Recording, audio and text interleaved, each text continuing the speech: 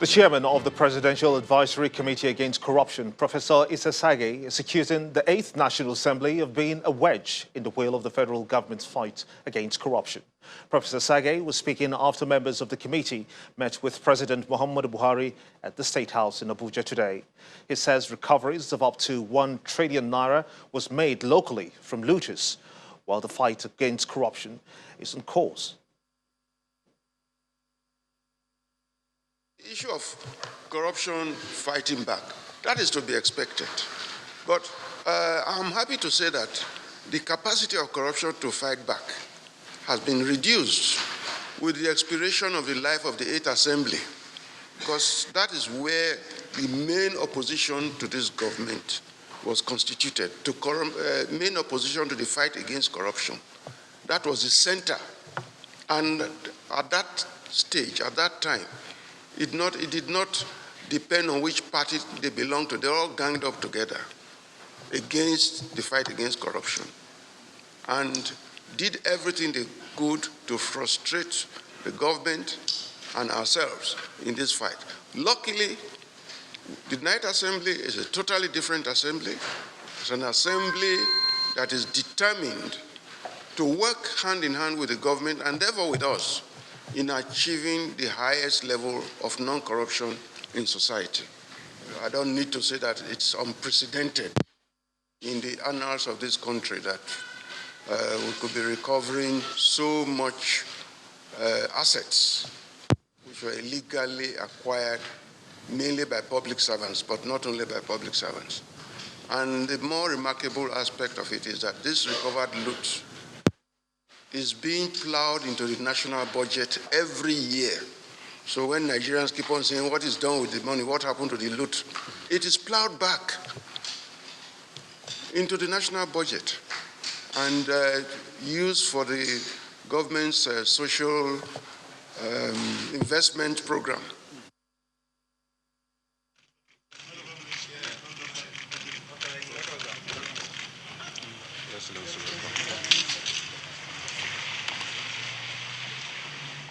While the president also met behind closed doors with former President Goodluck Jonathan, but both leaders declined to speak with the media after the meeting.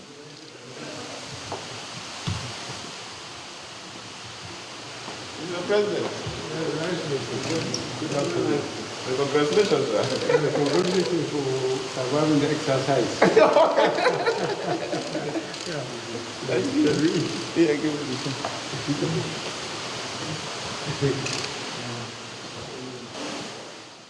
Still on corruption, the Economic and Financial Crimes Commission, EFCC, has uncovered the sum of 65.5 million naira stacked in 2 fireproof safes at the INEC office in Zamfara State. The EFCC is also suspecting that the money could be the 40% sum illegally deducted from funds released to the INEC Zamfara office to cater for rents of canopies, tables and chairs, and also for registration area centres, as well as movement of men and materials to polling units. According to a statement from the anti-graft agency, the raid was carried out following a petition by one of the INEC ad hoc staff during the 2019 presidential and governorship elections in Zamfara State, who alleged that they were denied payment of the 6,000 naira movement allowances for each of the 2 elections. The anti-graft agency says that the suspect will be arraigned as soon as investigations are completed. Meanwhile, following an order of the Commercial Court in London last month, the federal government has paid the sum of £250,000 to Process and Industrial Developments Limited, PNID, as running cost.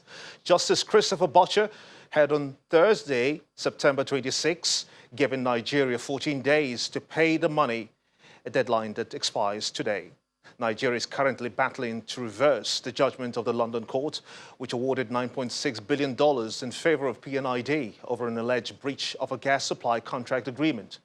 Meanwhile, Nigeria has also appealed against the order of the same court, which asked that a $200 million security payment be made into its account within 60 days as a condition for a stay of execution of the $9.6 billion judgment after granting the country leave to appeal the judgment. The Solicitor General of the Federation, Mr. Dayo Akpata, who confirmed this to Channels Television, explains that the payments of the running costs ordered by the court was made pending the hearing of the appeal against the $9.6 billion judgment in favor of PNID. He added that the cost is a normal process and would be paid back if the appeal is successful. From the law courts to the lawmakers, the Lagos State House of Assembly has threatened to issue a warrant of arrest on former Governor Akinwumi Ambode and 4 ex-commissioners who served under him. This decision follows 2 preliminary reports presented by the ad hoc committee set up by the House to investigate the 820 buses purchased by Mr. Ambode and to appraise the 2019 mid-year budget.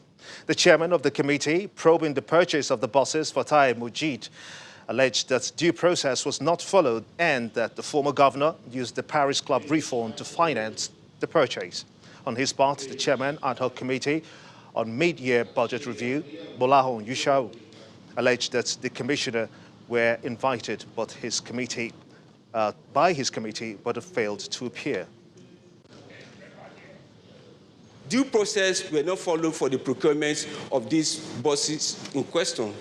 It was also discovered that Mr. Akinwumi Ambode used the refund from the Paris Club to finance the project in questions. And this refund is not known to the appropriation law. Mr. Speaker, with your kindly permissions, I will go to section 120, subsection 4 of the Constitution of the Federal Republic of Nigeria.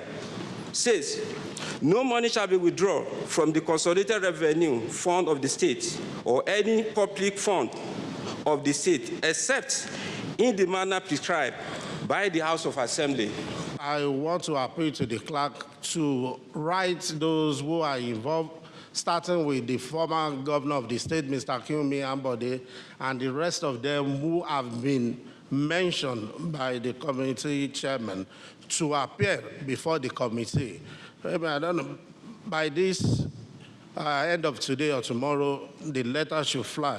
And if they fail to respond to such invitation, we can now make a publication in all national dailies stating clearly that they are being summoned to appear before the House. After that, if they fail also, then the House will be forced to issue warrants of arrest. And at the National Assembly, the House of Representatives has concluded debate on the 2020 budget after 2 days. The lawmakers have now adjourned till October the 29th to allow its committees carry out budget defense for the different MDAs. The Senate, however, is yet to conclude debate on the budget. Our correspondent Terry Kumi now reports. Respected colleagues, Debate on the 2020 budget enters the second day in the National Assembly. In the upper chamber, focus is on the allocations to key sectors. I'd like for us to look at the area of education as well. This sector has 48 billion naira. For me, I think this is mega. Education is the foundation of human development. Even in our fellow African countries and Tunisia, they have 25% subsidy on agriculture every year, any farmer or the farmers. And unless we have such kind of approach to the sector in this country, our dream may take time to be achieved. So I feel that in this year's budget, the federal government should introduce more incentive to farming to make it attractive and so profitable. Some legislators question the reason for increasing value-added tax and express concern over the exchange rate in the budget proposal. This situation, for me, of increasing VAT is a shortcut to economic recovery. It smacks of intellectual laziness, and like all shortcuts,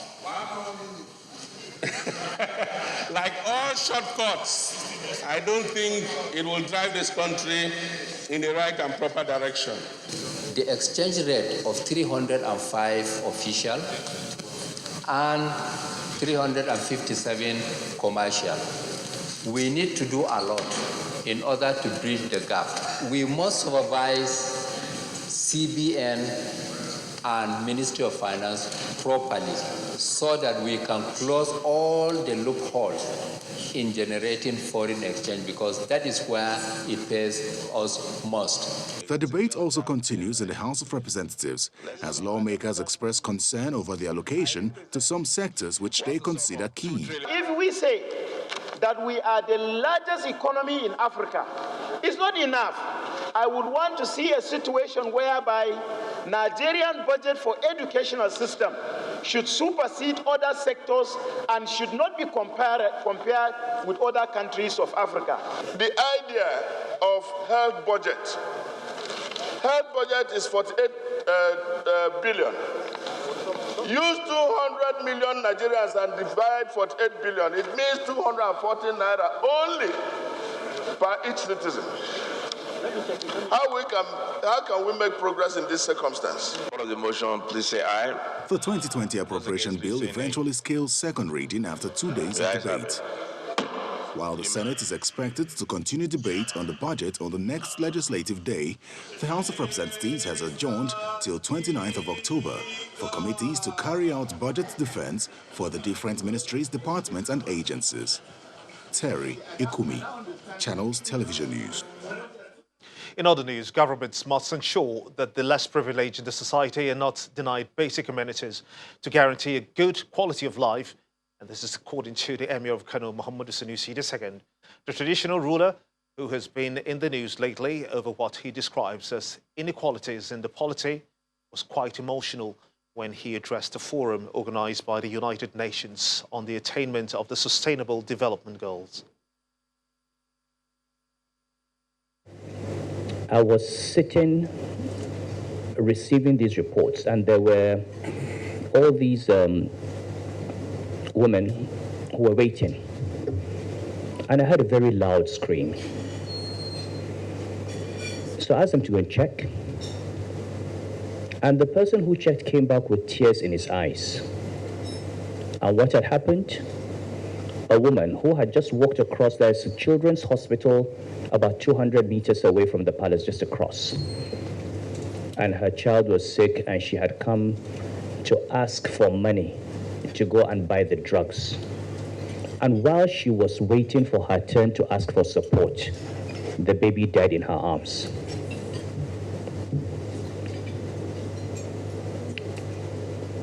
And how much was this? It was less than $5.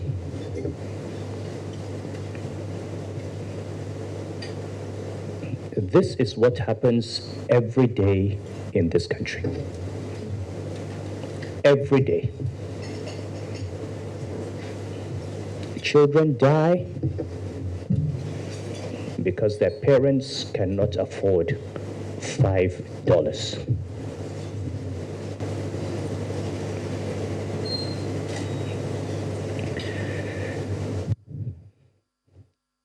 So, that a mother will watch her child die because she does not have $5.